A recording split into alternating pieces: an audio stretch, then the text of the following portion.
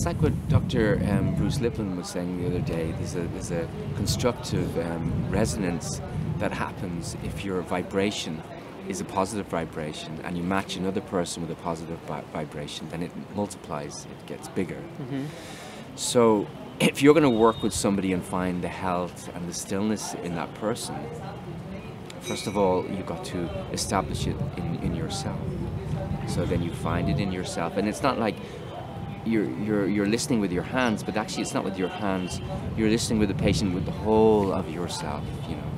So you find the stillness and the movement of health in the whole of yourself, and then you match that, and you wait, and you allow that to emerge in your student, and there's this dance that starts to happen, and it's a movement that comes from the midline and from this point of stillness, and it moves out into the periphery in this very slow, what we call tide.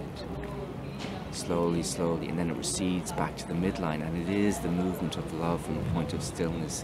It is the play of Shiva and Shakti, and it is the embryonic forces that grew and developed us when we were in the womb, and those same forces are there that heals us when we're outside of the womb as a human being. It does sound like a beautiful coming together, and again, describing things with language almost feels trying to describe something that's formless, but it does really sound like a natural coming together of your spiritual experience with the Papaji, your own practice, and then having this essence in yourself. And it sounds like there's a starting place of knowing that essence is in the person you're working with. Yes, and well, the starting place is knowing that is there within myself and waiting for that to emerge in its movement, and then allowing it to emerge there, because I can't find it there unless it's perceived here. And this resonance that takes place, this matching that takes place, allows the health to really show itself in a bigger way and do what it does, which is heal. Beautiful, beautiful. And so you're working with several different modalities with this deep centered alignment and allowing, you know, Anand Mehrotra and others, Swamis we've talked with here, have talked about nature's intelligence. Yes. And so really, I mean, would you say that this nature's intelligence, or whatever you want to call the universal intelligence, is really just dancing through? It's palpable for us as biodynamic osteopaths. They have their rates, and the slowest rate is really the movement of love. We call it the long tide.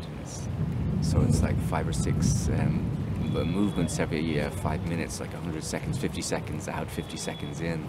So yes, I believe it has a movement, and we also perceive this long tide coming in from the horizon as well. So it comes from the outside in, and it comes from the inside out.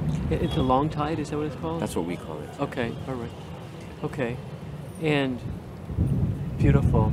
And so we all have this stillness inside that's accessible.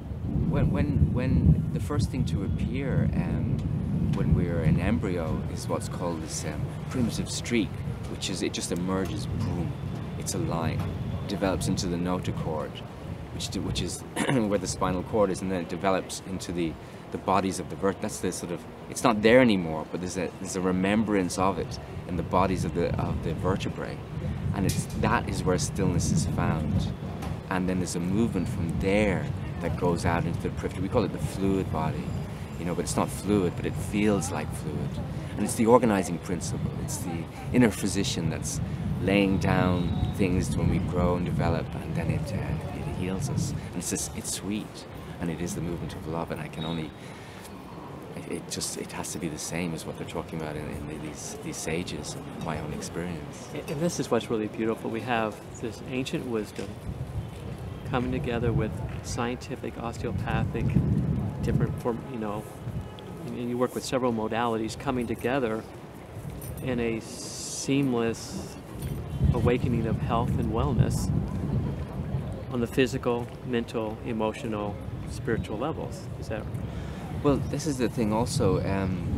You know, I've studied osteopathy, and then I got into somatics, somatics, and I got into the Feldenkrais method. So embodied, and I've been a yogi doing hatha yoga with my TM thing. I'm practicing hatha yoga now for 33 years or something. But it's without that grounding in embodiment, I wouldn't be able to access health the way that I do, and I wouldn't be able to access health in my patients. Okay. So from my point of view, it's very important to have an embodied practice, like Hatha Yoga, to do it in a way where you're not forcing, but allowing, finding the ease in the practice, not forcing, because often, people get into trying to get somewhere with it, or end gaining, or achieve a pose. But it's more about just, as Patanjali said, Sukhamasana, find the ease in the pose.